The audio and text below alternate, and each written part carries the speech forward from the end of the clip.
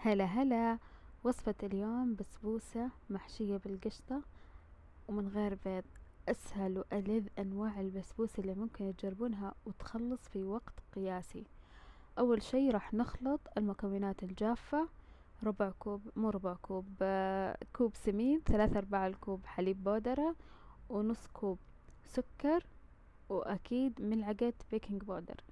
إذا بتستخدموا فانيليا بودرة تحطوها في هذه المرحلة، إذا فانيليا سايلة تستنوا لغاية ما نخلط المكونات السائلة.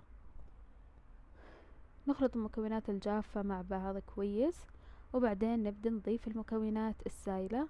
راح نضيف علبتين قشطة، القشطة العادية، والفانيليا، و3/4 الكوب زيت، زيت ذرة، زيت دوار الشمس، أي نوع زيت. ونخلطهم مع بعض لغاية ما يمتزجوا مع بعض كويس كويس. وبعدين نجهز صينية الفرن، ندهنها بزيت، والفرن يكون مسخن على حرارة 180.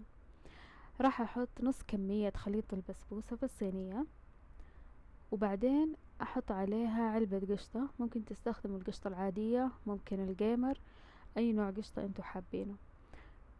وأحاول أفرد القشطة على طبقة البسبوسة، بس ما أجيبها على الأطراف، على قد ما أقدر.